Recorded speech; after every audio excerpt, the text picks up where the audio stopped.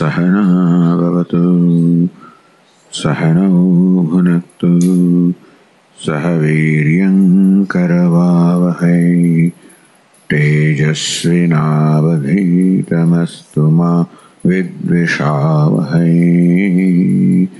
ओम शांति शांति शांति। ओम पूर्णमदः पूर्णमिदं पूर्णात् पूर्णमुदच्यते पूर्णस्य पूर्णमादाय पूर्णमेवावशिष्यते। ओम शांति शांति शांति। श्रुतिस्मृतिपुराणानाम् आलयं करुणालयं नमामि भगवत्पादं शङ्करं लोकशङ्करं शङ्करं शङ्कराचार्यं केशवं बादरायणं सूत्रभाष्यकृतौ वन्दे भगवन्तौ पुनः पुनः। ईश्वरो गुरुरात्मेति मूर्तिभेदविभागिने व्योमवद्व्याप्तदेहाय दक्षिणामूर्तये नमः। सच्चिदानन्दमद्वैतम् सर्वाधिष्ठानमुत्तमम् नत्वाष्टावक्रसूक्तस्य दीपिका तन्यते परा।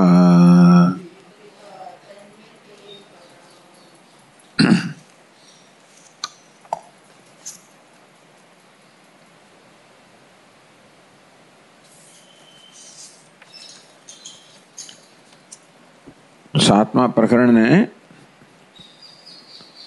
अनुभव पंचकम नाम जनक राजाना शिष्यना अनुभवનું વર્ણન કરનાર 5 શ્લોકો, જ્યાં શિષ્ય બહુ સ્પષ્ટ કર્યું કે મને કોઈ લય યોગની આવશ્યકતા નથી અને મારું વર્તન કોઈ રીતે નિરંકુશ નથી. બધો વ્યવહાર જે છે એમાં કોઈ નિરંકુશતા નથી, સ્વચ્છંદતા નથી, એ સહજ વ્યવહાર છે. એટલે વ્યવહારના આકાર પરથી નક્કી ન થઈ શકે કે આમાં સ્વચ્છંદતા છે કે સહજતા છે. સ્વચ્છંદતા કહેવાય કેવી હોય તો, કારણ કે એમાં કોઈ પ્રકારનો વિવેક નથી અથવા તો ચિંતન નથી અથવા તો એને માટે કોઈ પ્રકારનો પૂર્વ સંકલ્પ નથી. માણસ સ્વચ્છંદ વ્યવહાર કરે ને ત્યારે પણ કોઈ વિચાર ના હોય, મનમાં જે આવે એ પ્રકારે કરવું એને સ્વચ્છંદતા પણ કહેવાય અને સહજતા પણ કહેવાય. તો કે જે થાય એ થઈ રહ્યું છે, જે ફાવે કરી રહ્યો છું સ્વચ્છંદતા કહેવાય, જે થાય એ થઈ રહ્યું છે સહજતા કહેવાય. આ રીતે જનક રાજાએ સ્પષ્ટ કર્યું, ભગવાન મારો વ્યવહાર સહજ છે, સ્વચ્છંદ નથી, મારામાં કોઈ અસહિષ્ણુતા નથી.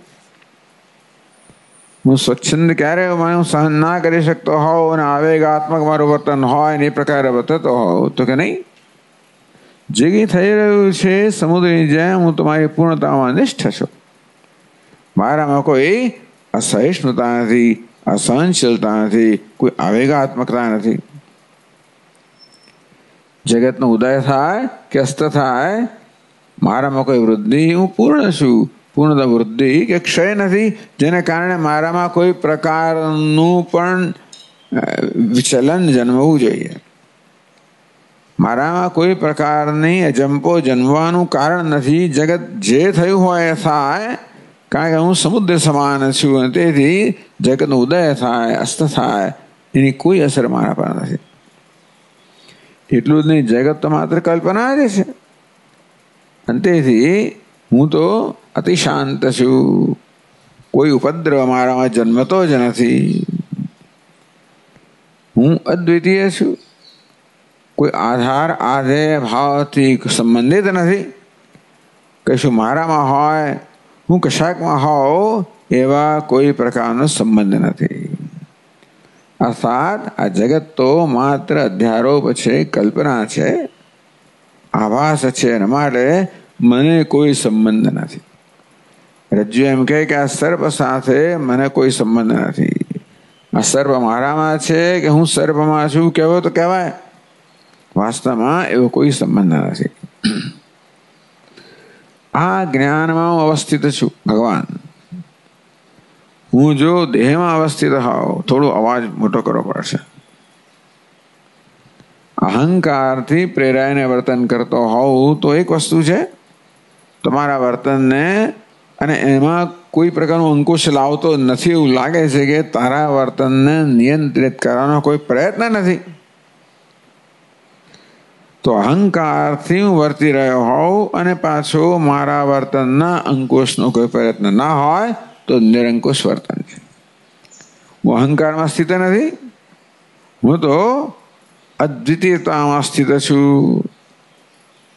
કે આ જગત કહો, ઉપાધિ કહો, એની કોઈ પ્રકારનો સંબંધ ધરાવતો નથી. ઉપાધિની કોઈ સભાનતા મારામાં ન હોય તો પણ કોઈ સભાનતા નથી. ત્યાં હું છું માટે શાંત હૈ, હું સંપૂર્ણ શાંત છું. અહો ચિન્માત્રમેવાહમ ઇન્દ્રજાલોપમમ જગત.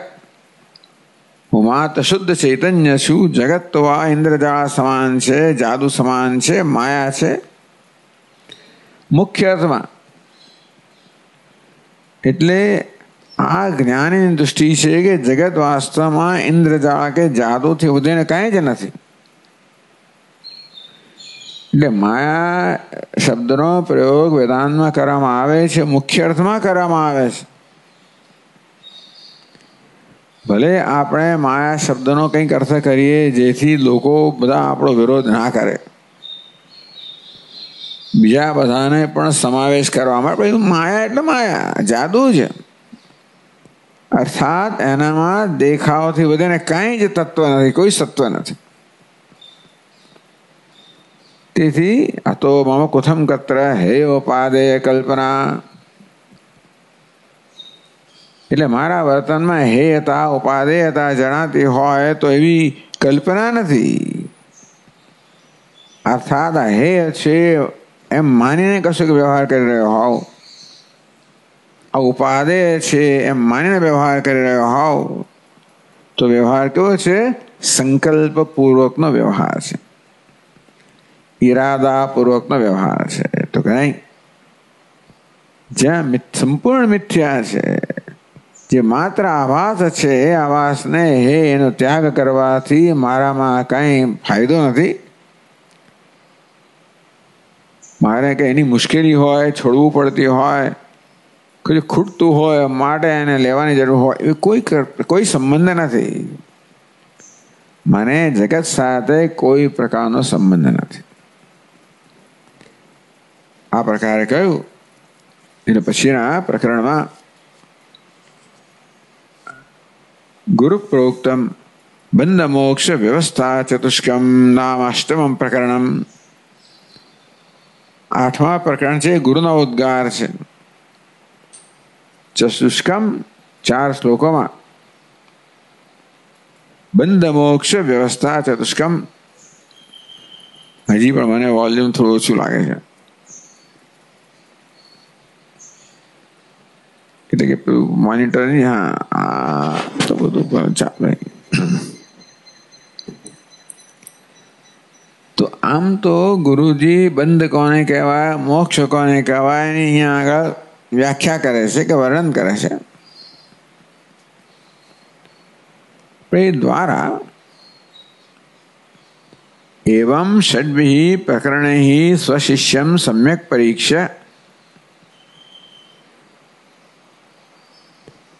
પહેલું તો જાણે પ્રકરણ હતું એ ઉપદેશાત્મક હતું. પછીના પ્રકરણમાં ગુરુ શિષ્યના સંવાદરૂપના 6 પ્રકરણ છે. એમાં ગુરુજી શિષ્યની પરીક્ષા કરે અને શિષ્ય પરીક્ષામાં ઉત્તર આપે. એ રીતે શિષ્ય ઉત્તીર્ણ થયેલો છે.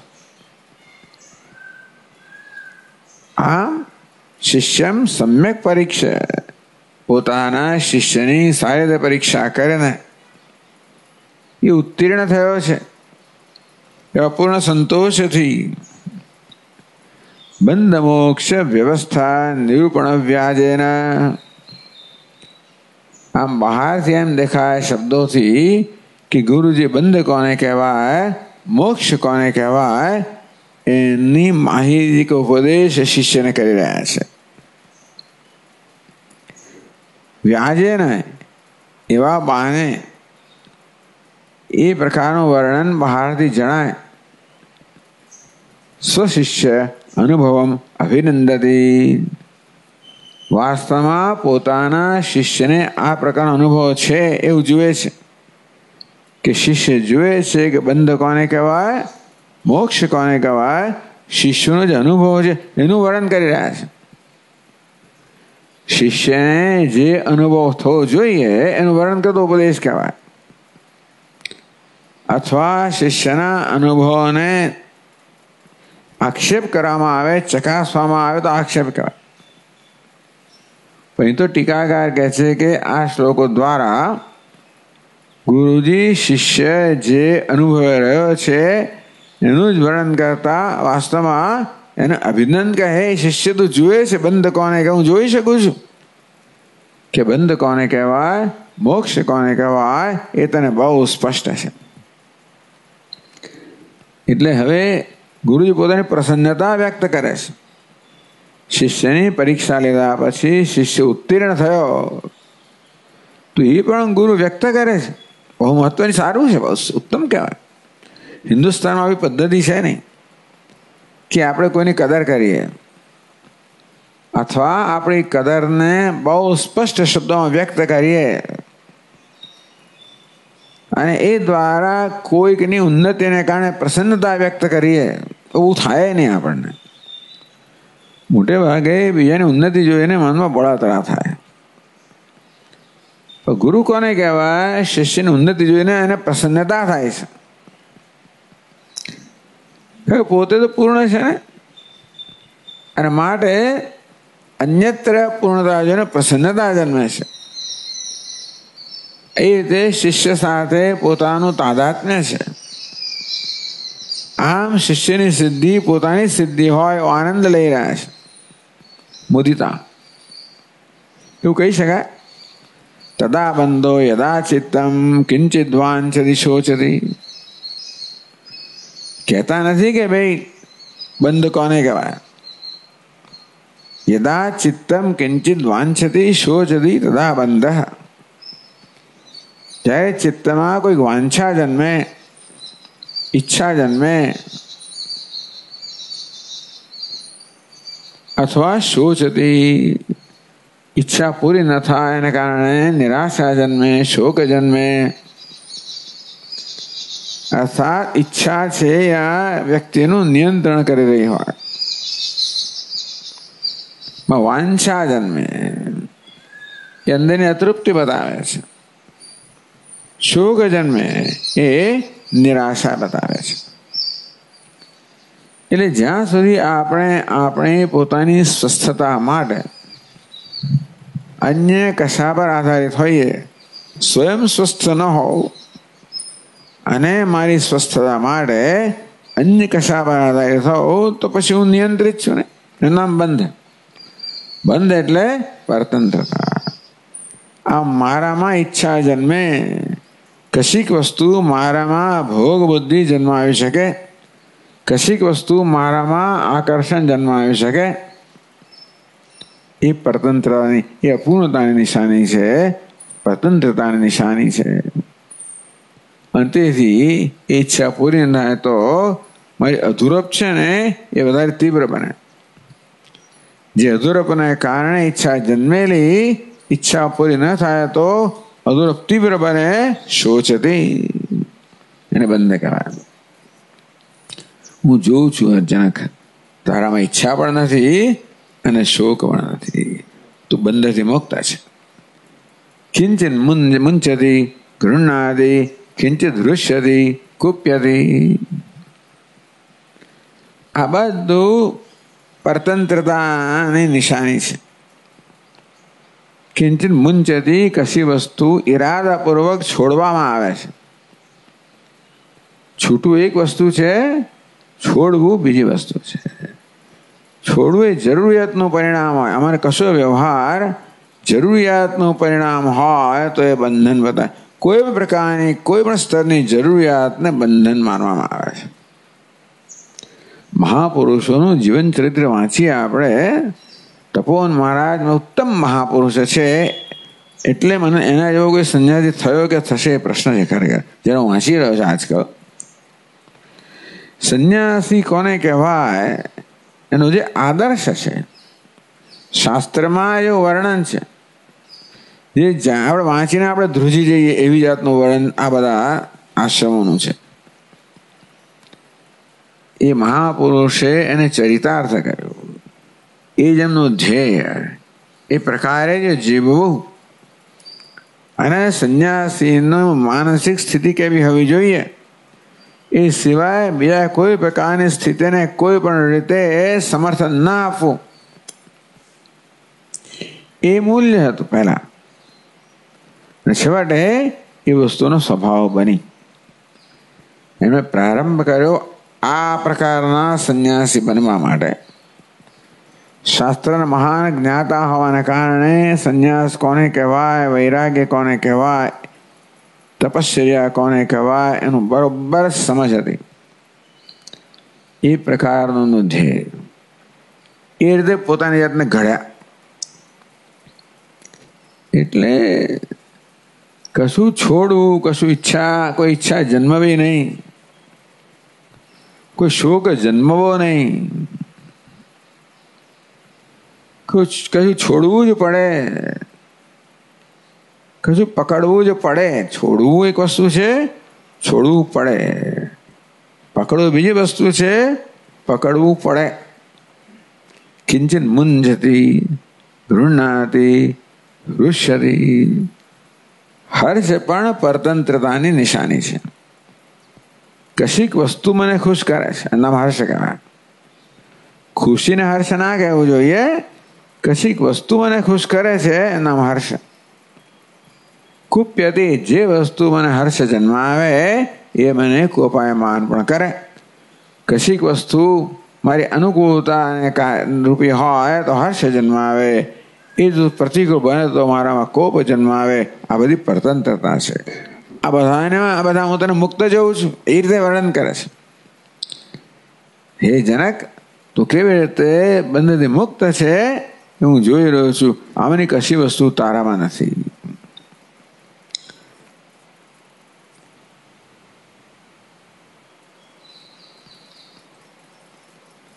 એ જ પછી મુક્તિ.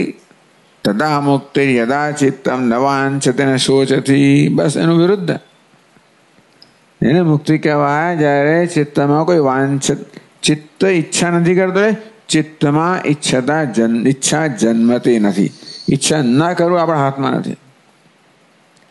શોક ન કરવાનું આપણા હાથમાં. શોક થઈ જતો હોય છે, ઈચ્છા થઈ જતી હોય છે, વસ્તુ અપાઈ જતી હોય છે, વસ્તુ લેવાઈ જતી હોય છે. આ બધા વ્યવહારમાં સ્વતંત્રતા નથી. આ થઈ જતું હોય છે. કંઈક થઈ જવું એનું નામ છે પરતંત્ર. અથવા કશુંક થવા માટે આપણને બદ્ધ કરવામાં આવે, પરવશ કરવામાં આવે કે આ પકડવું જ પડે, આ છોડવું જ પડે. આ બધી પરતંત્રતાની નિશાની છે. તદા મુક્તિ, ત્યારે મુક્તિ કહેવાય.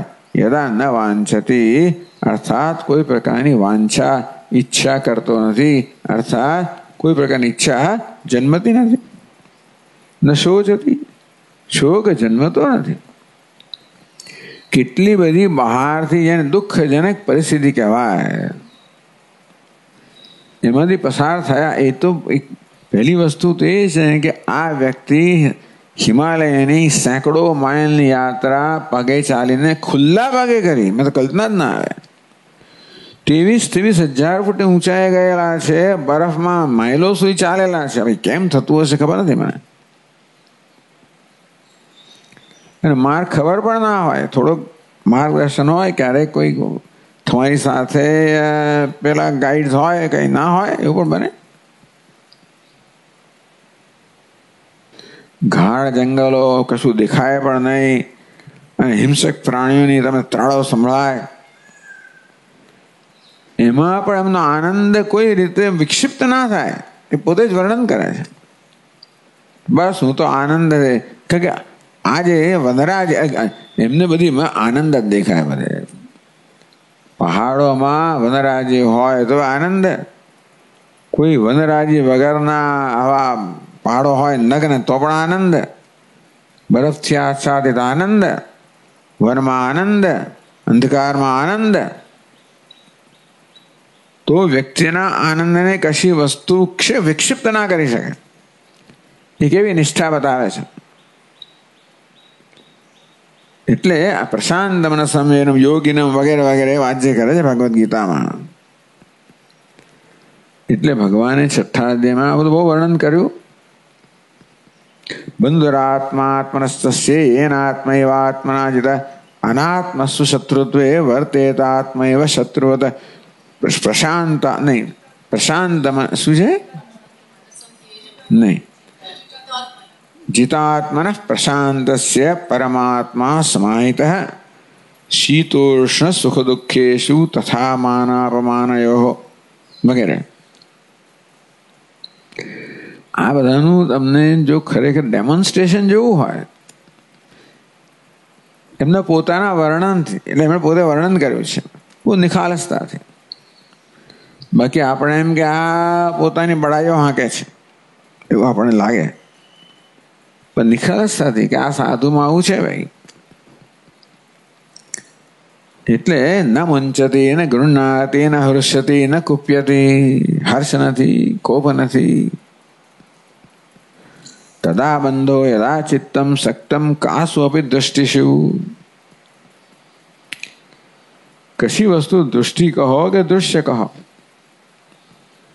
કાસુ કોઈ પણ દૃશ્ય કહો, યદા તદા બંધો યદા ચિત્તમ સક્તમ. કશી વસ્તુને કારણે ચિત્તમાં આસક્તિ જન્મે. આસક્તિ ક્યારે પણ આત્મા વડે જન્મવાની નથી. એટલે ટૂંકમાં અહીંયા શબ્દ વાપરવામાં આવ્યો દૃષ્ટિષુ. દૃષ્ટિ કહો કે દૃશ્યેષુ. તદા બંધો યદા ચિત્તમ સક્તમ કાસુ અપી. કશી વસ્તુ પણ હોય જે દૃશ્ય, ભલી વસ્તુ કેમ ના હોય. અને પોતાના મનમાં આનંદ છે એટલા માટે બીજા બધાની કદર કરી શકાય છે. જ્યાં જ્યાં એમની યાત્રાઓમાં જોયું કે અહીંયા આ તપસ્વી લોકો છે, એમને ભગવાન બુદ્ધ માટે જે મહાન આદર હતો, કારણ કે ત્યાં તો એ જ્યાં ફરતા હતા એ જમાનામાં, નેપાળમાં થઈને કંઈક થયેલા એક વાર કંઈક બદ્રીનાથ થઈને ગયા. બહુ અઘરા રસ્તા બધા. આ જલમોડા રસ્તો સહેલામાં સહેલો છે જે રસ્તે જવાય છે, પણ આ તો બદ્રીનાથથી ગયા, નેપાળની અંદર ક્યાંય થઈને ગયા. અને ત્યારે શરીર અસ્વસ્થ હતું, કે એમને જ્વર હતો, અજીર્ણ હતું. બધાએ વિનંતી કરી મહારાજ આવતે વર્ષે પણ કંઈ મારે ભાઈ આ કૈલાસની એવી ઈચ્છા હતી ને, એવી ઈચ્છા એક સ્વીકારે છે કે આવી ને આવી તબિયતે પણ ગયા. એટલે અને જ્યાં જ્યાં બધી જાય પાછા બધી જગ્યાએ રહે, બધા મંદિરોમાં દર્શન કરવા જાય. વેદાંત એટલે એવું નહીં મંદિર છે એવું નહીં, બધા મંદિરોમાં દર્શન કરવા જાય અને વ્યવસ્થિત પદ્ધતિ પ્રમાણે દર્શન એનો આનંદ લે. નાના મોટા બધા દેવતાઓના મંદિરમાં જાય, બધા લામાઓના મઠ હોય, આશ્રમો હોય, મળવા જાય, ચર્ચાઓ કરે, એમના શાસ્ત્રો વિશે જાણવા ઈચ્છે વગેરે. જ્યાં એમના આવા તપસ્વી લામાઓ બધા દેખાય એમનો બહુ આનંદ થાય. એ કહે કે ભાઈ આ લોકો જે જ્ઞાનમાં નિષ્ઠ નથી, બરોબર છે, એવો અસંતોષ ખાઓ. પણ છેવટે તપશ્ચર્યામાં નિષ્ઠ છે. કેટલાય આપણા લોકો કશું નથી કરતા, એના તુલનામાં તો બહુ ઉત્તમ લોકો છે, વગેરે વગેરે. ક્યાંક ભક્તિભાવ જોઈએ. બધા ત્યાંના તો બધા પહાડી લોકોમાં કશી કેળવણી ના હોય એટલે બહુ અણઘડતા હોય. એમના વ્યવહાર વગેરે બહુ અણઘડ હોય. એમાં બહુ બહારથી તો અશુદ્ધિ હોય, અપવિત્રતા પણ હોય આચારમાં, વિચારમાં, બધા આચારમાં બધા. પણ ત્યાં એમને જ્યાં નિર્દોષતા દેખાય. આજે કરી રહ્યા છે કારણ કે એવું કરવાની એમનામાં એવા સંસ્કાર પ્રથા છે ને, એ પ્રથાને પડકારતા નથી. એ રીતે ખરું, પણ એ રીતે કરી રહ્યા છે. આમ એમને નિષ્કપટતા દેખાય, સરળતા દેખાય, એની પણ નોંધ લે, એની કદર કરે. અને ક્યાંક ઉલટું દેખાય તો એમના મનમાંથી એને અરેરાટી પણ જન્મે. કરે રે કયો સમય વગેરે વગેરે વેડફાઈ રહ્યો છે.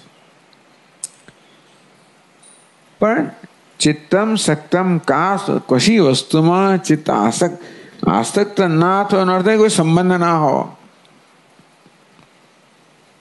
એનો બધી વસ્તુ તમને પ્રસન્ન કરે છે. જે પ્રસન્નતાનું કારણ છે. દુઃખ જન્માવે છે જ્યાં દુઃખ, અરે આ કેવો સમય વેડફી રહ્યો છે, એ દુઃખ જન્માવે છે. મહાપુરુષો તેથી સુખ દુઃખથી રહિત છે એવું નથી, પણ એનું કારણ પોતે નથી.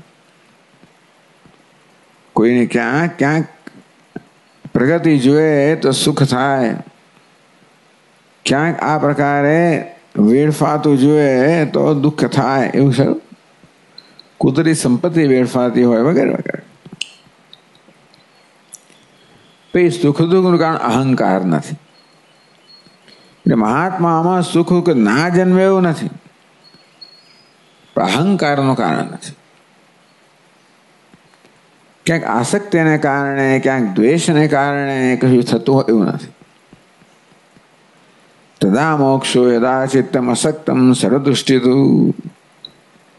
પહેલી પંક્તિ બંધ બતાવે, બીજી પંક્તિ મોક્ષ બતાવે. આસક્તિને બંધ કયો, અનાસક્તિને મોક્ષ કહે.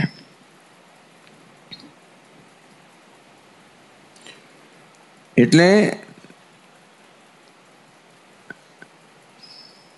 આ રીતે ગુરુજી શિષ્યને નું અભિનંદન કરી રહ્યા છે કે જોઉં છું કે તારામાં કોઈ જગ્યાએ આસક્તિ નથી. તારું ચિત્ત અનાસક્ત છે સર્વ પ્રત્યે. અર્થાત એનું નામ તું બંધથી મુક્ત છે, તું મુક્ત છે. યદા નાહમ તદા મોક્ષ, યદાહમ બંધનમ તદા. આ બધાનું પરિણામ તો અહમ જ છે. આ બધાનું કારણ અહમ છે. વાંછા હોય, શોક હોય, કોપ હોય, હર્ષ હોય, આસક્તિ, આ બધાનું કારણ શું છે? અહંકાર. અહંકાર શું બતાવે છે? અલ્પતા, પરિચ્છિન્નતા, અલ્પતા બતાવે છે. એ ચૈતન્ય જ્યારે દેહ પૂરતો જાણે કે સીમિત થઈ ગયો એટલે પછી સીમિત થઈ ગયો. અહંકારનો અર્થ છે કે અત્યંત સીમિતતાની લાગણી, અત્યંત અલ્પતાની લાગણી માટે પોતાના પ્રત્યે અત્યંત અસંતોષ. જેટલી અહંકારની જેટલી અસંતોષની માત્રા વધારે એટલી ઘમંડની માત્રા વધારે. જ્યાં બધું ઘમંડ દેખાય, જ્યાં અન્યનું નિયંત્રણનો વધારે પ્રયત્ન થતો દેખાય, સમજવું કે અંદરનો અસંતોષ વધારે છે. જ્યાં આંતરિક સંતોષ છે ત્યાં કોઈનું નિયંત્રણની આવશ્યકતા છે. પોતાનો પ્રભાવ જન્માવવો, અન્યનું નિયંત્રણ કરવું, આ બધી વસ્તુઓ જે છે કે પોતાની હાજરીનો નોંધ લેવાવી છે વગેરે વગેરે. આ બધી આંતરિક અપૂર્ણતા બતાવે છે, અસંતોષ બતાવે છે. એનું નામ અહંકાર. યદા નાહમ તદા મોક્ષ. અહંકાર એટલે અપૂર્ણતા શું બધા બંધન બતાવે છે, અજ્ઞાન બતાવે છે, ઉપાધિમાં અહમ ભાવ. અહંકાર ઉપાધિમાં અહમ ભાવ. આમ તો પણ એ અહમ ભાવ છે એનો આપણો અનુભવ કેમ થાય? એવી આંતરિક અસંતોષમાંથી. રજોગુણ, અજ્ઞાન એટલે તમો ગુણ, એના પરિણામે ઉપાધિમાં અહમ ભાવ અને અહંકાર જેને કહેવાય રજોગુણનું પરિણામ છે. રજોગુણ છે ત્યાં અસંતોષનો આપણને અનુભવ, અને જેટલો રજોગુણ વધારે એટલી અસંતોષની માત્રા તીવ્ર, એટલું સંતોષ માટે વલખા મારવા પડે. અને તે રીતે જાત જાતની લોકો વલખા મારે. જેમનામાં કશી સિદ્ધિઓ છે એ બીજે વલખા મારે એના પ્રદર્શન દ્વારા કંઈક રીતે, આમ કોઈક રીતે એવો વિકૃત સંતોષનો પ્રયત્ન થાય. જ્યાં જે હોય તે ટૂંકમાં ન હોય તો મોક્ષ છે. આમ પોતાની જાતને સ્થાપિત કરવાની મહત્વ કોઈ જરૂરિયાત નથી, અથવા કોઈ પ્રકારનો ત્યાં અસંતોષ નથી, ત્યારે મોક્ષ છે, અને છે ત્યારે બંધન છે. મત્તિતિ મત્વા, આ પ્રકારે જાણીને હે લયા કિંચિનમાં ગૃહાણ વિમુંચમાં. રામ લાગે શિષ્યનો ઉપદેશ કરે છે. કિંચિન ગૃહાણમાં વિમુંચમાં, તું કશું પકડીશ નહીં, કશાને છોડીશ નહીં. એ બંધન હોય તો ના કરવાની સ્વતંત્રતા જ નથી. હા, આપણે કરી શકીએ. અહંકાર આપણામાં ગ્રહણ માટેની ઈચ્છા જન્માવે, છોડવાની ઈચ્છા જન્માવે, અહંકાર ઈચ્છાઓ જન્માવે, અસંતોષ ઈચ્છા જન્માવે. એટલે આપણે વ્રત તરીકે કે મૂલ્ય તરીકે કહી કે ભાઈ હું આ વસ્તુ નહીં કરું. મનમાં ઈચ્છા જન્મે પછી ઈચ્છાને કેવી રીતે એનું મેનેજમેન્ટ કરવું. હું ઈચ્છાથી નિયંત્રિત છું કે ઈચ્છાને હું નિયંત્રિત કરું છું, આપણે નક્કી કરવાનું છે. એને અવિવેકી કહેવાય, સંસારી કહેવાય, જે પોતાની ઈચ્છાથી નિયંત્રિત છે. એને વિવેકી કહેવાય, મોક્ષ કહેવાય, જે પોતાની ઈચ્છાને નિયંત્રિત કરવાનું મૂલ્ય ધરાવે છે અને કરવાનો પૂરો પ્રયત્ન કરે છે. એટલે કિંચિનમાં ગૃહાણ વિમુંચમાં, કશું છોડીશ નહીં, પકડીશ નહીં. એટલે એ વ્રત તરીકે જુદી વાત છે. અર્થાત તારામાં છોડવાની, પકડવાની કોઈ પ્રવૃત્તિ ના હોવી જોઈએ. એનું નામ એવું ન તને એવું જણાય, સમજ કે એ મુક્તિ છે.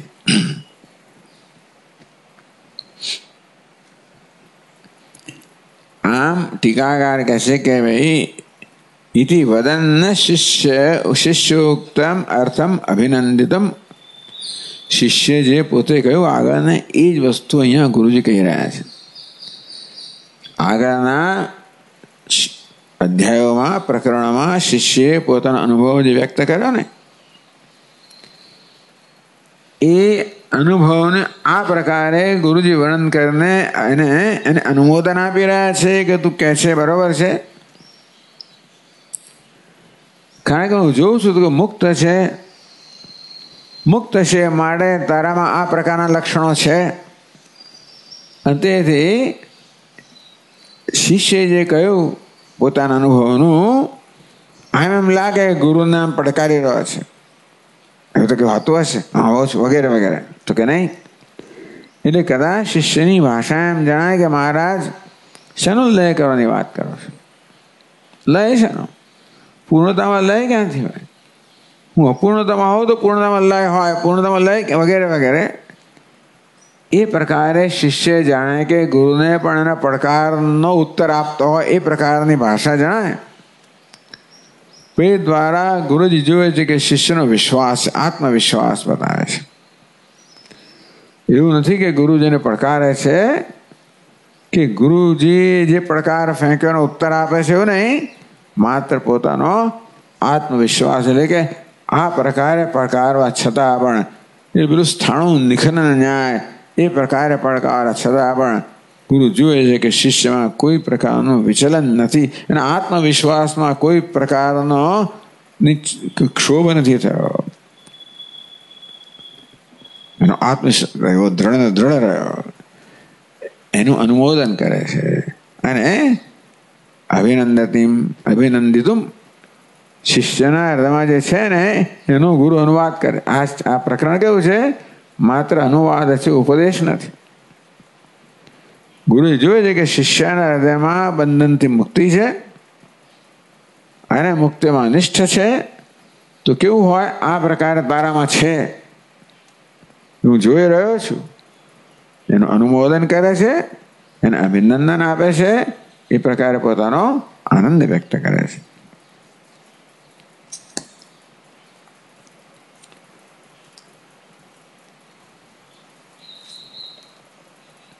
શિષ્યોક્ત અનુભવસ્યૈવ દાર્ઢ્યાર્થમ ગુરુણોચ્યતે નિર્વેદઃ સ્પષ્ટમષ્ટાભિઃ ઈચ્છાદિત્યજનાત્મકઃ.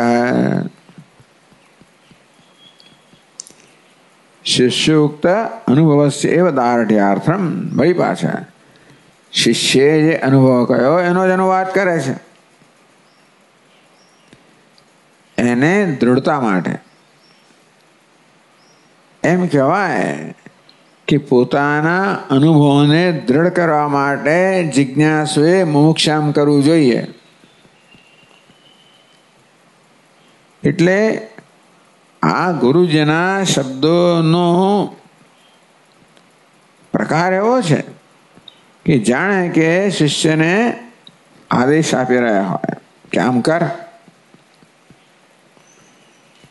એટલે જેમાં અપરિપક્વતા છે એમાં કરવાની આવશ્યકતા છે, પણ ખરું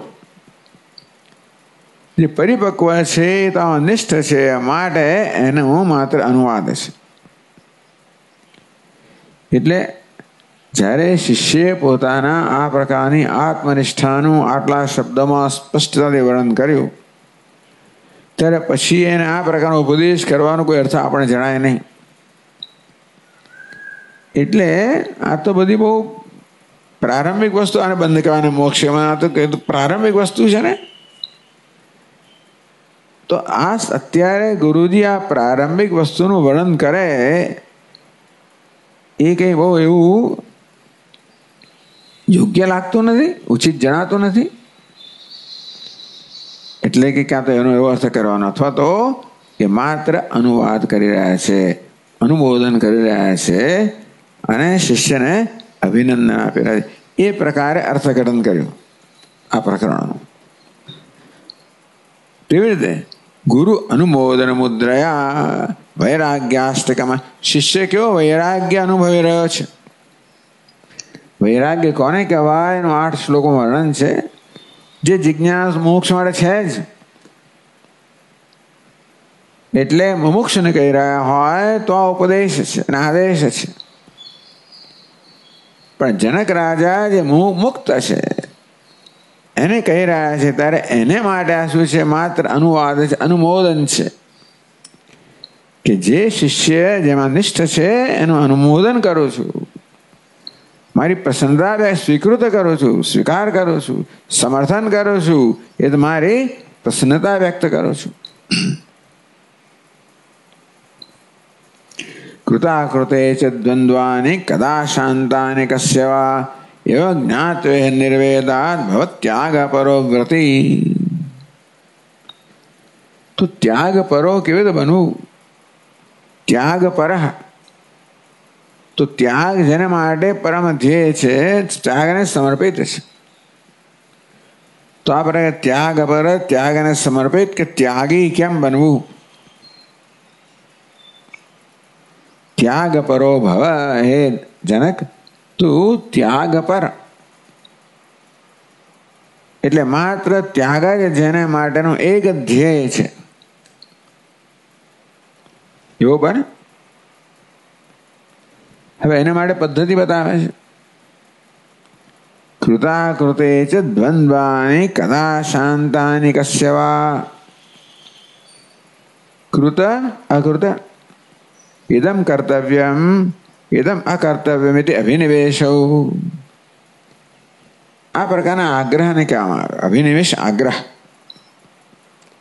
કેવા પ્રકારના આગ્રહ? ઇદમ કર્તવ્યમ, આ તો કરવું જ જોઈએ. ઇદમ અકર્તવ્યમ, આ તો ન જ થાય. આ કરવું જ જોઈએ, આ તો ન જ થાય, એ બરોબર છે. ટૂંકમાં એ જ પ્રારંભ થાય. તો આપણી સાધનાનો પ્રારંભ ક્યાંય થાય? કર્તવ્ય અકર્તવ્યથી. પણ છેવટે એની પણ એક મર્યાદા છે. આ કરવું જ જોઈએ અને આ તો ન જ થાય એ પણ આપણા આંતરિક વિકાસ માટે છે. એ પ્રકારનો વિકાસ સાધ્યા પછી એવો આગ્રહ પણ ના હોવો જોઈએ. અર્થાત કૃત અકૃત કર્તવ્ય અકર્તવ્યના આગ્રહથી પણ મુક્ત થવું જોઈએ. કેવું મુક્ત થવાય? કોઈએ એવું નથી બન્યું કે જેણે જે કરવું એ બધું જ કર્યું હોય અને ન કરવા જેવી કશી વસ્તુ ના કરી હોય એવું કોઈ પાક્યો નથી. કશે છે એવું કોણ છે કે જેના મનમાં આ કર્તવ્ય બધું પૂરું થઈ ગયું કે ન કરવાની કશું થાય જ નહીં? કશે વાર એવું કોને થયું છે? એટલે મને ના થઈ શકે. હું જો એવા સમયની આશા રાખતો હોઉં કે મારું બધું કર્તવ્ય પૂરું થઈ જશે અને કશું ન કરવાનું નહીં જ રહે, એવું ક્યારેય બનવાનું નથી. એવું કોઈને થયું નથી અને તને થવાનું નથી. પણ એક દિવસ એવો આવે જ્યારે તારે પોતે જ હવે એના પર એક મર્યાદામાં વધારે નહીં આવે. એનો સંન્યાસ. હવે મારું કોઈ કર્તવ્ય નથી, હું જાતે જ જાહેર કરું છું. દ્વંદ્વની આ દ્વંદ્વ કહો, સુખ દુઃખ કહો, અનુકૂળ પ્રતિકૂળ છે, એ આપણી સમક્ષ આવ્યા જ કરવાના છે. તો ક્યારે આપણે એને છોડીશું એ તો આપણે છોડવાના નથી. દ્વંદ્વાની કદા શાંતાની. કોને માટે ને ક્યારે આ બધા દ્વંદ્વ શાંત થઈ ગયા? જીવનમાં અનુકૂળતા ન હોય, પ્રતિકૂળતા ન હોય, આ પ્રકારનું ચક્રમાંથી કોઈ મુક્ત થઈ ના શકે. એટલે સંન્યાસ વૈરાગ્ય કોને કહેવાય? કે ભાઈ એવી ઈચ્છા રાખતો હોય કે આ બધું એક દાડો કોઈ દિવસ આવું દ્વંદ્વ રહેશે જ નહીં, એવું થવાનું નહીં. એ તો હોવાનું જ. એ હોવા છતાં પણ તારામાં એટલે આપણે એ પ્રકારે એક અસંગતા આપણે કેળવવી જોઈએ. એવમ જ્ઞાત્વા ઇહ નિર્વેદાત ત્યાગ પરો ભવ. આ પ્રકારે જાણીને તારામાં નિર્વેદ જન્મવો જોઈએ. આ બધી વસ્તુ માટેના આગ્રહમાંથી મુક્તિ જન્મવી જોઈએ. ટૂંકમાં આનું હું નિયંત્રણ કરી શકતો નથી. આ કર્તવ્ય એ મારા નિયંત્રણમાં નથી. એ તો છે જ દુનિયા, એની દુનિયા એની જ બનેલી છે અને આ દ્વંદ્વની જ દુનિયા બનેલી છે. જ્યાં સુધી જીવું છું ત્યાં સુધી દ્વંદ્વથી મુક્ત થઈ શકાવાનું નથી. માન અપમાન કહો, સગવડ અગવડ કહો, મુક્ત થવાનું જ નથી. અને માટે મને માન મળ્યું, માન માટે પ્રયત્ન કરવું, અપમાનને ટાળવું, સગવડનો પ્રયત્ન કરું, અગવડને ટાળવું, એ પ્રક્રિયાનો ક્યારે અંત આવવાનો નથી. માટે તામ સ્થિતિક્ષસ્તુ ભારત. અર્જુન, તું તો એને સહન કરી લે. અહીં કહે છે એને છોડ, એને આગ્રહ છોડ. બે રીતે આને અનુકૂળ કહેવાય, એ આગ્રહ પણ છોડ. અને પ્રતિકૂળ આગ્રહ છોડ. આને કર્તવ્ય કહેવાય. આ કર્તવ્ય આ તારા આગ્રહનું પરિણામ છે. વસ્તુ જે છે તે છે, પરિસ્થિતિ જે છે તે છે, પણ મારે આ કરવું જ જોઈએ એ તારો આગ્રહ છે. આ તો ન જ થાય એ આગ્રહ છે. એ તો છોડે. પરિસ્થિતિ તો છોડવાનું તારા હાથમાં નથી. કોઈ એવો નથી જેને આ વસ્તુનો સામનો ન કરવો પડે. એવમ જ્ઞાત્વા, હવે જાણીને નિર્વેદાત, એ વસ્તુને નિર્વેદ જન્મવો જોઈએ. એટલે અનાસક્તિ જન્મવી જોઈએ. નિર્વેદ કહો. નિર્વેદનો અર્થ છે કે ઉદાસીનતા પણ કહેવાય નિર્વેદ, અથવા તો વૈરાગ્ય. તો નિર્વેદથી ઉદાસીનતા બરાબર છે. ઉદાસીનતાનો અર્થ એ નહીં કે મને કંઈ પડી નથી, એવું નહીં. ઉદાસીનતા એટલે જે છે એ યોગ્ય છે. એનો ઉદાસીનતા અહીંયા નિર્વેદનો અર્થ એવો છે. આમ નિરોધનો અર્થ દુઃખ જ થાય, નિરાશા જાય, વિષાદ નિરાશા અવસાદને નિર્વેદ કહેવામાં આવે છે. અનિર્વિણ્ણ એ નિર્વેદમાંથી નિર્વિણ્ણ થયું એટલે ભાઈ તારે એ યોગ સનિશ્ચય યોગતવ્ય યોગ અનિર્વિણ્ણ ચેતસા નિર્વેદ રહિત ચિત્તથી યોગનું અનુષ્ઠાન. એ નિર્વેદનો નિરાશા કર્યો. પણ નિર્વેદ શબ્દ વૈરાગ્યના અર્થમાં વાપરવામાં આવે છે. આશામાંથી મુક્તિને પણ નિરાશા કહેવાય ને. એ પ્રકારે આશા મુક્તિ તો નિર્વેદા ત્યાગ પરો અવ્રતિ ભવ.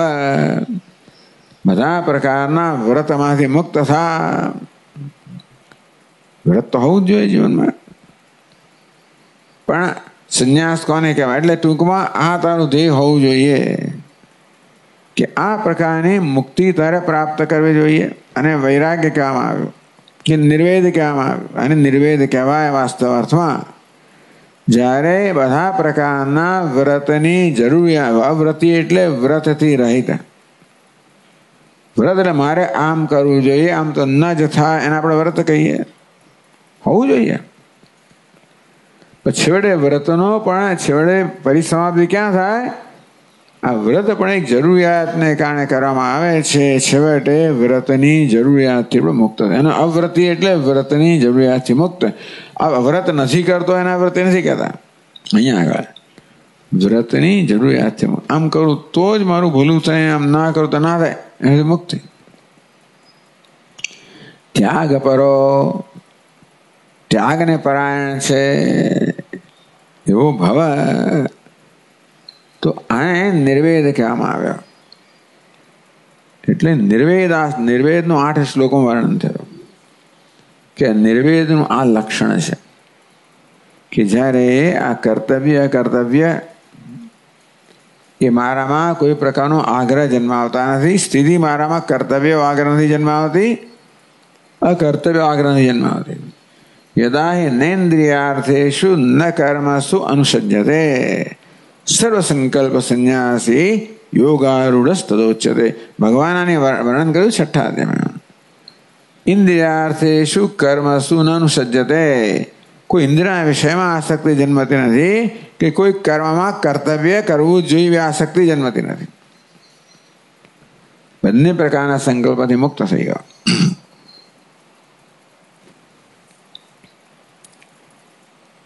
આ પદ્ધતિ બતાવી કેવી રીતે જીવનમાં નિર્વેદ પ્રાપ્ત કરો. એ પ્રકાર વૈરાગ્ય કોને કહેવાય? આ પ્રકારનું નિર્વેદ જ્યારે મનમાં હોય, ઉદાસીનતા હોય, અસંગતા હોય, આગ્રહનો અભાવ હોય, એને વૈરાગ્ય કહેવામાં આવ્યો.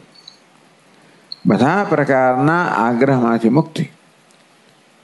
એમાં એવું છે ને કે આપણે આગ્રહ મુક્ત થઈ ના શકીએ. આપણે આગ્રહ ના છોડે. આગ્રહ આપણને છોડવા જોઈએ. પરંતુ આગ્રહને તાબે ન તો એક સાધના છે. એટલે અત્યારે આ જ કરવાનું, પેલું નહીં કરવાનું, આ સાધના છે. આ વ્રત હોવું જોઈએ, પેલું ન હોવું જોઈએ, સાધના છે. એટલે આગ્રહ રાખવા એ સાધના છે. શેના માટે? જેથી એ આગ્રહની જરૂરિયાતથી મુક્ત થવાય. કસ્યાપિ તાતસંન્યસ્ય લોકચેષ્ટાવલોકનાત જીવિતેચ્છા બુભુક્ષા ચ બુભુત્સોપશમનમ ગતાઃ. હે તાત કસ્યાપિ ધન્યસ્ય. તો આ થાય કેવી રીતે? લોકચેષ્ટા અવલોકનાત. આ કર્તવ્ય અકર્તવ્ય દ્વંદ્વ આ બધા માટે નિર્વેદ અર્થાત ઉદાસીનતા કેવી રીતે પ્રાપ્ત કરવી? લોકચેષ્ટા અવલોકનાત. દુનિયાના લોકોના ચેષ્ટાનું અવલોકન કરવાથી. આ રીતે બીજામાંથી પણ શીખવા માટે. કસ્યાપિ તાત ધન્યસ્ય. એવો કોઈક જ ધન્ય હોય કે લોકચેષ્ટા અવલોકનાત. કેવી રીતે ઈચ્છામાંથી મુક્તિ પ્રાપ્ત કરવી? લોકોની ચેષ્ટાનું અવલોકન કરવાથી. જીવિત ઈચ્છા, બુભુક્ષા છે, બુભુત્સા, આ 3 પ્રકારની ઈચ્છાઓ બતાવવામાં આવી. જીવિત ઈચ્છા, જીવવાની ઈચ્છા. ના ભૂવમ નહીં ભૂયાસમ. હું ક્યારે ન હોય એવું નહીં, હંમેશા હોવું જ ઈચ્છા. બુભુક્ષા, ભોગતુમ ઈચ્છા, ભોગવવાની ઈચ્છા. ભોજનની ઈચ્છા કે કોઈ પ્રકારના વિષયના ભોગની ઈચ્છા. બુભુત્સા, બોધતુમ ઈચ્છા, બોધની ઈચ્છા, જ્ઞાનની ઈચ્છા, જાણવાની ઈચ્છા. બુદ્ધિમાં હંમેશા બુભુત્સા હોય છે. જાણવાનું શું થયું, શું થયું, કોણ આવ્યું, કોણ ગયું, ત્યાં શું વગેરે બુભુત્સા.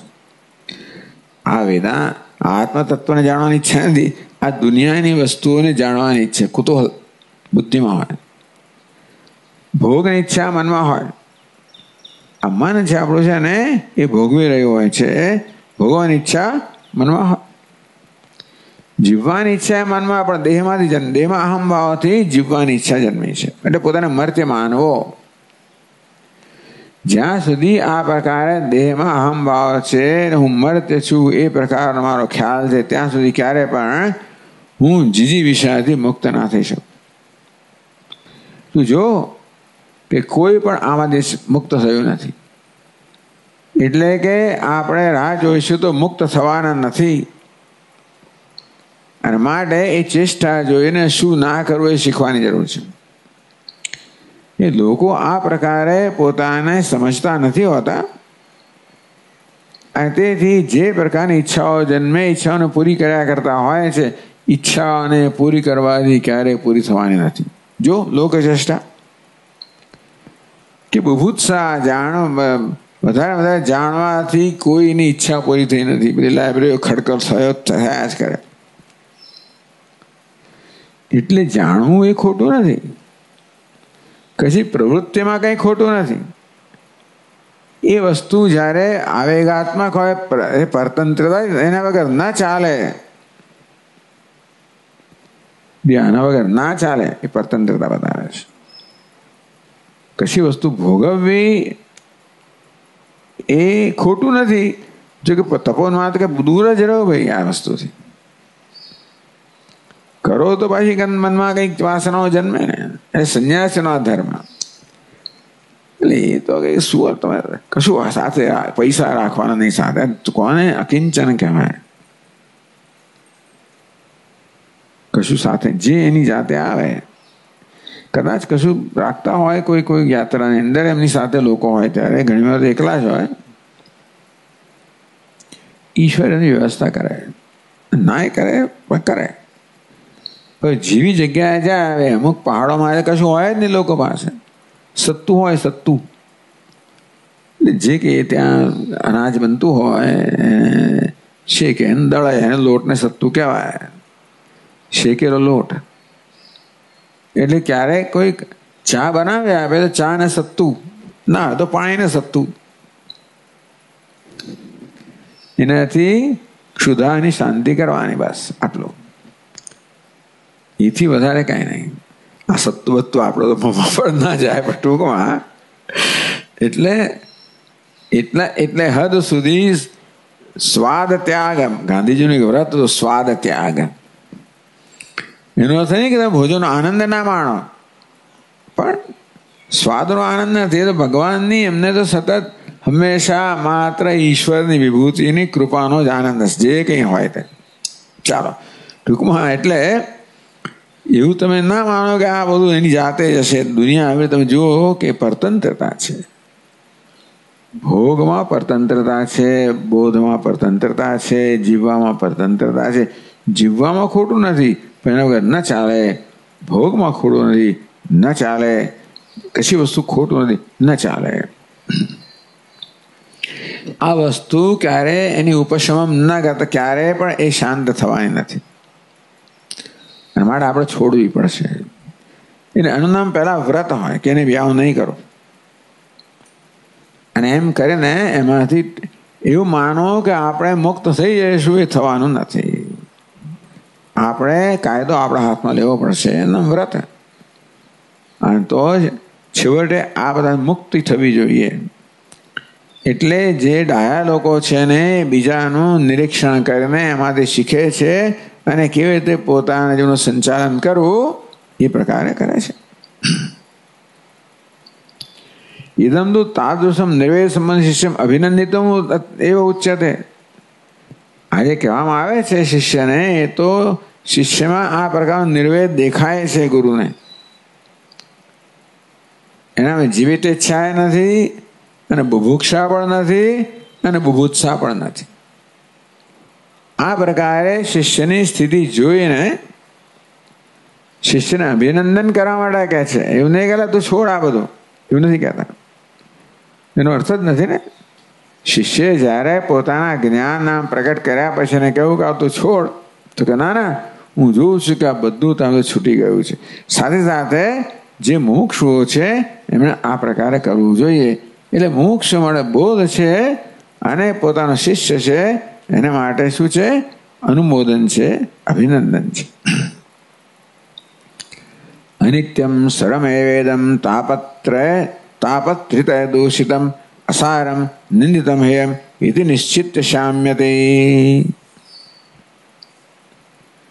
તો આ બધું મુક્ત કેમ થયું? મનમાં શમ, શમ એટલે શાંતિ, ઈચ્છા રાહિત્ય અથવા આવેગ રાહિત્ય એમ કહો. આમ તો વેદાંતમાં ઈચ્છાની એમાંથી મુક્તિને શમ કહેવામાં આવે છે. ઈચ્છાને બહુ વિરોધી છે વેદાંતી લોકો.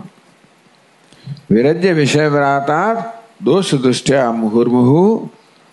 ટૂંકમાં દોષ દૃષ્ટિ કરીને ઈચ્છામાંથી, રાગમાંથી મુક્તિ પ્રાપ્ત કરવી. એટલે દ્વેષમાંથી પણ સમજવાનું સાથે સાથે. ટૂંકમાં બધી વસ્તુઓને રાગ દ્વેષમાં સીમિત કરી દેવામાં આવી છે. બધા આવેગોને રાગ અને દ્વેષ.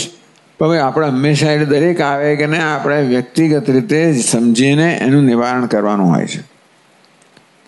મનમાં આવેગ જન્મે એટલે એને એનું કારણ સમજીને કારણથી મુક્ત થઈને આપણા મનનો આવેગ શાંત કરવો જોઈએ.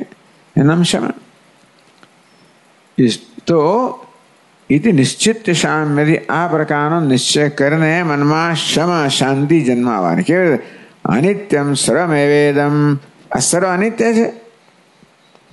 તાપત્રિત દૂષિતમ, ભાઈ કેવું છે? 3 પ્રકારના તાપથી, આધ્યાત્મિક, આદિ ભૌતિક, આદિ દૈવિક, આ બધા તાપથી, સંતાપથી દૂષિત છે.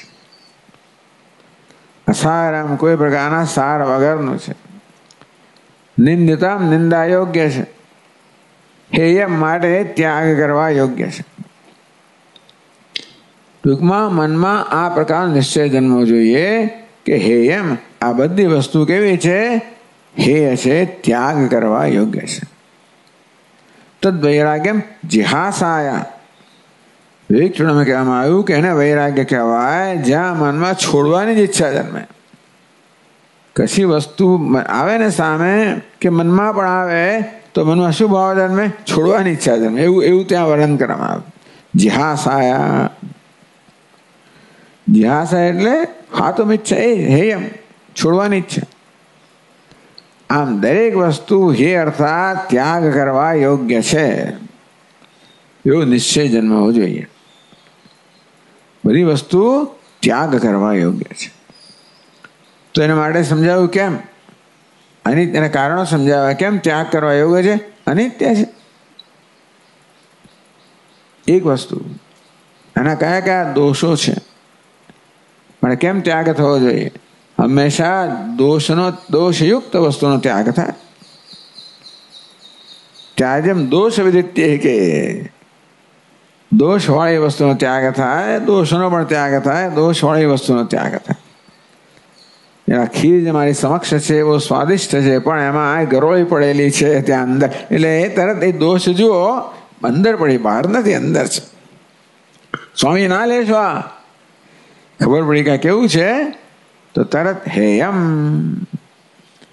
વસ્તુના દોષને જોઈએ એટલે તરત જ મનમાં જન્મે કે ભાઈ અમારે ના જોઈએ. એટલે મનમાં આ પ્રકારની જ્યારે વૃત્તિ જન્મે કે આ તો જોઈએ નહીં, છોડવા યોગ્ય જ છે હેયમ, તો જુઓ આ પ્રકારના દોષ આ જગતના બધા પદાર્થોમાં રહેલા છે. આ જગત અનિત્ય છે, એટલે પ્રત્યેક પદાર્થ અનિત્ય છે. તાપત્રિત દૂષિતમ, દરેક વસ્તુ, કશી વસ્તુ તમે રાખો ને એટલે એ વસ્તુ પોતાની સાથે 3 પ્રકારના સંતાપને લઈને આવે. એ જ વસ્તુ ભલભલી વસ્તુ એક તો તમારા મનની અંદર સંતાપ જન્માવાની શક્યતા ધરાવે છે. શરીરનો સંતાપ પછી જાય મનમાંથી, પણ આધ્યાત્મિક સંતાપ એટલે શરીરમાંથી મનમાંથી જન્મનારો સંતાપ. આમ દરેક વસ્તુ આપણા માનસિક સંતાપની સંભાવના ધરાવે છે, રહેલું જ છે. આદિભૌતિક સંતાપ એ આદિભૌતિક છે, મને પોતે સંતાપ આપે. આ દૈવિક અથવા તો કઈ દેવ ઊભું કરે જ્યારે સંતાપનું કારણ બને. એમ જ્યારે કહેવામાં આવે કે દરેક વસ્તુ 3 પ્રકારના સંતાપ ધરાવે છે, જેનો આપણે આવો અર્થ કરી શકીએ કે દરેક વસ્તુ મારામાં સંતાપ જન્મવાની ક્ષમતા ધરાવે છે. એ પોતે સંતાપનું કારણ બને, સંતાપ આપે, અથવા તો એને કારણે દેવતા મને સંતાપ આપે. મારી પાસે આવે ને પેલો છીનવી લેવામાં કંઈક કરવા માંગે, દેવતાએ પણ આપણી પાછળ પડેલો હોય. એટલે આવું છે, આ બધું જગતનો સ્વભાવ આવો છે. એ દરેક વસ્તુ કોઈ મફત નથી આવતી, એમને નથી આવતી. આ 3 પ્રકારના સંતાપને લઈને આવનારી છે, ધ્યાન રાખજે. અનિત્ય છે, અર્થાત હંમેશા તારી સાથે રહેવાની, તને છોડીને જતી રહેશે. છે ત્યારે પણ એક તો છોડીને જતી રહીશ, એટલે એના પર મદાર બાંધીને ના બેસી રહીશ, વિશ્વાસ રાખીને ના બેસી રહીશ. અને છે ત્યારે પણ આ 3 પ્રકારના સંતાપને લઈને આવે છે, એટલે હોવાથી વગર સુખ નથી. અસારમ નિંદિતમ હેયમ, અસાર છે, કોઈ પ્રકારના સાર વગરની છે. એટલે એમ માને કે સુખનું સાધન છે તો ના માનવું. કોઈ સાર નથી, રસ નથી, સુખ નથી. દુઃખ તો છે જ, પણ કોઈ પ્રકારનો સાર નથી, સુખ નથી. અસારમ. અને નિંદિતમ, તું એના સ્વરૂપને બરોબર જાણીશ ને ત્યારે એમાં રહેલી અનેક પ્રકારના દોષ છે ને આ તું જોઈશ ને જરા, પછી તારા મનમાંથી એનો નિંદા જન્મે. અરે જેને બતાવ્યું પેલી સ્ત્રીની પાછળ પડ્યો, પછી એને પોતાનું સ્વરૂપ દેખાડ્યું, એને પેલી એની કાઢી નાખી, શું કહેવાય એને, જોઈ ગયા વગેરે. એટલે તારે પછી તમને તો આ અસાર છે, એને નિંદિત છે, માત્ર સાર વગર પણ નિંદિત છે. અને માટે દરેક વસ્તુ ત્યાગ યોગ્ય છે. આવું જરૂર ક્યારે પડે? શરૂઆત પછી તો એવું નથી કે આવા દોષ જોવા, કારણ કે આપણે ગુણનો આરોપ કરીએ છીએ, માટે દોષ જોવાની જરૂર છે. પછી એમાંથી મુક્ત થવું જોઈએ. દોષ જોવા તો દ્વેષ જન્મે, એ પણ ના હોવા જોઈએ. પણ જ્યાં રાગ છે ત્યાં આ પ્રકારના દોષ જોવા, જ્યાં દ્વેષ છે ત્યાંથી વિરુદ્ધ ગુણ જોવા, એ પણ ખરું, એ પણ આપણે ઉમેરવું જોઈએ. દોષ દૃષ્ટ્યા મુહુર્મુહુ, વસ્તુના દોષ જોવાથી એની આસક્તિમાંથી મુક્ત થઈએ, તો વસ્તુના ગુણો જોવાથી એના પ્રત્યેના દ્વેષથી પણ મુક્ત થઈએ. ఇది નિશ્ચિત સામ્યથી, આ પ્રકાર નિશ્ચયથી સામ્યથી શાંત બની જાય છે. શાંતિને પ્રાપ્ત કર્યા સાથ એમાં ઈચ્છા જન્મતી નથી. અન્નમ શાંતિ. પહેલા આપણે ઈચ્છાને આવકારીએ નહીં, ઈચ્છાને તાબે ના થઈએ. એમ કરતા કરતા આપણને શાંતિ પ્રાપ્ત થતી જાય, ઈચ્છામાંથી મુક્તિ પ્રાપ્ત થતી જાય, તો આપણને આંતરિક સુખ પ્રાપ્ત થતું જાય, અને તો પછી આપણે ધીમે ધીમે ઈચ્છામાં જરૂરિયાતથી મુક્ત થતા જઈએ. એટલે આનો એક જ અંશ કહેવામાં આવ્યો કે આને છોડવાનું. પણ બીજું અગત્યનું પાસું કયું છે? આ છોડવાનું પરિણામ સાચી રીતે છોડવામાં છૂટે ત્યારે શું પરિણામ છે? આપણને આંતરિક સંતોષ જન્મે, આંતરિક પ્રસન્નતા જન્મે. તેથી આપણે એની જરૂરિયાતથી મુક્ત થતા જઈએ. શાંતિનો અર્થ ધીમે ધીમે ધીમે જરૂરિયાતથી મુક્ત થતા જઈએ, કારણ કે આપણે આંતરિક તૃપ્તિ પ્રાપ્ત કરતા જઈએ.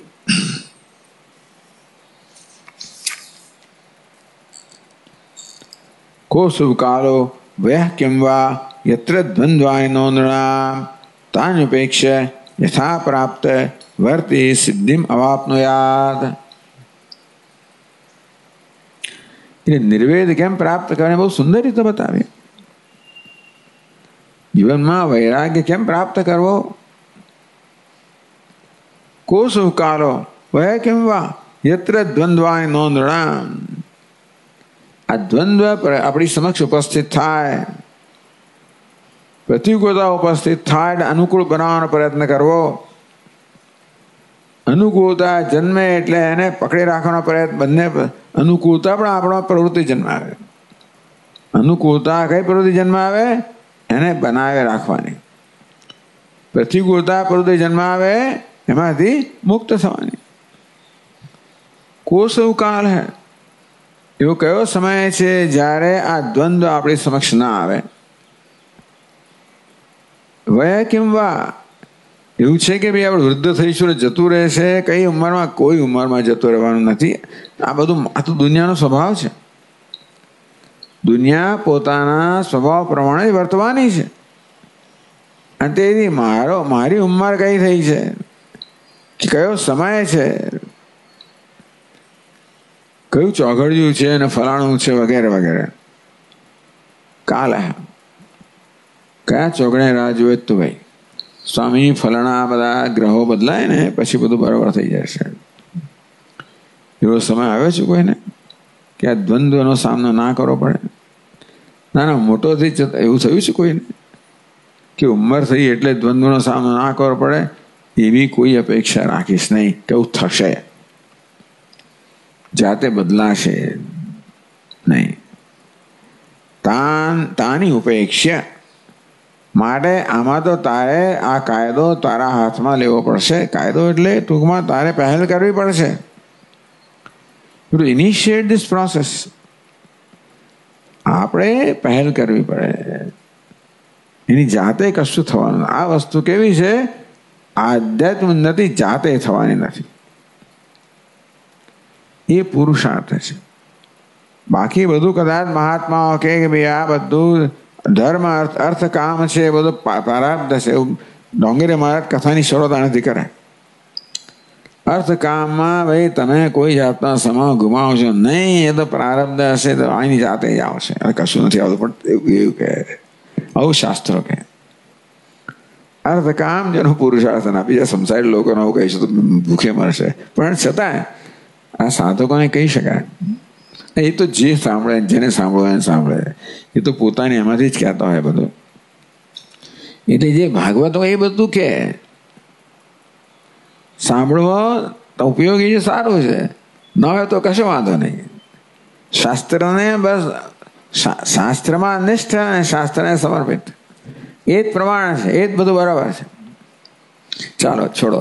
પણ કહેવાનો ભાવ એ છે કે અર્થ કામ તો પુરુષાર્થ છે જ નહીં, મોક્ષ જ પુરુષાર્થ છે અને ધર્મ એનું સાધન છે. અને તે આપણે એને અપનાવવું પડશે, એને જીવનમાં લાવવા માટે પહેલ કરવી પડશે. કોઈ સમયની રાહ ના જોઈશ. કોઈ સારું ચોઘડિયું આવે, સારો સમય આવે, ગ્રહ બદલાય કે અમુક ઉંમર જતું રહે છે ને જાતે કશું ના જતું રહે. એટલે આ અત્યારે તાની ઉપેક્ષા, એની ઉપેક્ષા કે ગયા કહ્યું ને શંકરા મહારાજે, જે કાલ કરો આજે કર ભાઈ તું. એટલા માટે અર્જુનને કહેવામાં આવ્યું તાની માટે આની ઉપેક્ષા કરતું, અર્થાત એમાં બધું ઉદાસીન રહે, આવે ને જાય, આવવા દે જવા દે, તું એમને મચડીશ નહીં. ટૂંકમાં આપણે મચડા કરીએ સ્વાભાવિક છે ને ભાઈ, લીકેજ થતો આમ કરવાનું પેલું કર્યા જ કરીએ, એ તો તમારે બધું કરાવડાવવાનું જ છે. આજે અહીં કાળો ડાઘો દેખાયો, કાલે ત્યાં દેખાયો, કાલે પેલું દેખાયું, દેખાયા જ કરશે. તપોવન મહારાજ કશી ચિંતા ના કરે, તાની ઉપર ગુફામાં જ રહેતા હોય જ્યાં જાય ત્યાં. એટલે 13,000 ફૂટની ઊંચાઈ ગુફામાં રહેવું એટલે શું? આનંદથી રહે, ગુફામાં રહે. રો ભાઈ, જ્યાં જાય ત્યાં ઠંડા પાણીમાં એ બીજું પાણી લાવે ક્યાંથી? એટલે એ મહારાજ લગભગ 12 વર્ષ સુધી દર વર્ષે 2 મહિના ગોમુખ જાય. ગંગોત્રી તો સમજાય, તો જતા જ હતા. અને એ જમાનામાં રસ્તો નહોતો. આપણે જે રસ્તે ગયા ને એ તો રસ્તો સરસ હતો. એમના જમાનામાં કોઈ રસ્તો નહોતો ગંગોત્રીથી ગોમુખનો. એટલે ક્યાં પહાડોમાં થઈને ક્યાં કેટલો બહુ વિકટ માર્ગ હતો. પહોંચે આનંદથી યાત્રા કરે પાછા, ક્યારે પૂરું થાય ક્યાં એવું નહીં. અને પહોંચીને રોજ સ્નાન ક્યાં કરવાનું? ગંગોત્રીનું જે સ્થાન છે એનું મુખ, ત્યાં જઈને સ્નાન કરવાનું. મને યાદ છે એક ડૂબકી મારે આપણે કેવા બહાર નીકળી ગયા, એટલે કોઈ ડૂબકી મરાવે તે, એમાં લોકો જીવનની ધન્યતા જોઈએ. આ વ્યક્તિ રોજ 2 મહિના ત્યાં જઈને સ્નાન કરે, રોજ પૂજા કરે ગંગા. અને વેદા ભગત માણસ પાછા, એટલે કશું ખાદ્ય પદાર્થ લઈને ત્યાં બનાવે, નૈવેદ્યને ગંગાજીને ધરે, એવું કરે. એટલે આમ પાછા ભગત લાગે આપણને. ટૂંકે એ તો ભક્તિ તો ખરી જ, દેવતાઓ હોય આ બધા મળે એવું. આમ ગંગા એટલે શું? ભગવતી. હિમાલય એટલે ભગવાન, એવું જ એ પ્રકારનો જ ભાવ, એવો જ જન્મે. એટલે એ શુષ્કતા ક્યાંય દેખાય નહીં આપણને. આમાં કોઈ શુષ્કતા નથી, ભાવ એટલો જ પરિપક્વ છે, અને તો જ આનંદ જન્મે તમને. શુષ્કતામાં આનંદ ના જન્મે. આ તો દરેક વસ્તુનો એવો ભાવ હોય. ગંગા યમુનાને જોઈને ત્યાંથી એમને પ્રાણ એમને શું થયું, કંઈક થાય એમને. ટૂંકમાં આ બધી વસ્તુ એટલે, અને એટલે ભગતની જેમ જે પ્રથા હોય ને કે કેમ સ્નાન કરવું જોઈએ, એની કઈ એ પ્રકારે કરે પાછા. જે વસ્તુ જે પ્રકારે થવી જોઈએ એ પ્રકારે પદ્ધતિસર બધું કરે. એટલે દ્વંદ્વાની નો નૃણામ, દ્વંદ્વ તો આવે ને જાય. તાની ઉપેક્ષા, એટલે એની જેવું મહત્વ આપીશું તો કશું થવાનું નથી. આ કેરળામાંથી આવેલા માણસ વિચાર કરો, અને ક્યાં હિમાલય, આ ક્યાં પેલો પ્રદેશ, અને ક્યાં પેલું. યથા પ્રાપ્ત વર્તી, માટે યથા પ્રાપ્ત વર્તી. વર્તી કોને કહેવાય? વર્તન કરવાનો જેનો સ્વભાવ છે ને વર્તી, ઇન પ્રત્યે લાગ્યો. યથા પ્રાપ્ત વર્તી એટલે કે યથા પ્રાપ્ત છે એનો સ્વીકાર, એનો સંતોષ, એનો અર્થ એવો જ થયો. ટૂંકમાં યથા પ્રાપ્ત છે એમાં નિષ્ઠ છે. પોતા બીજા એટલે ટૂંકમાં જે છે યથા પ્રાપ્ત, જે છે તે બરોબર છે. યદચ્છા લાભ સંતુષ્ટ, જે છે આવે છે બરોબર છે. મારો કોઈ સંકલ્પ નથી, પોતાનો કોઈ સંકલ્પ નથી, જે છે બરોબર છે. સિદ્ધિમ અવાપ્નોયાત, તો એ સિદ્ધિ આ છે ને એ સિદ્ધિ કે મુક્તિને પ્રાપ્ત કરે. આ પ્રકારનો નિર્વેદ ધરાવનાર છે એ સિદ્ધિ કે મુક્તિને પ્રાપ્ત કરે. મારે એ શિષ્ય તો આવું કર, અથવા એ સાધક તો આવું કર, એ પ્રકારનો સાધક માટે ઉપદેશ છે.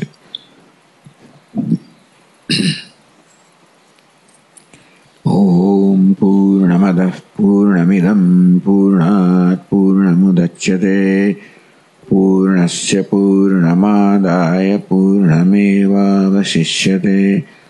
ઓમ શાંતિ શાંતિ શાંતિ.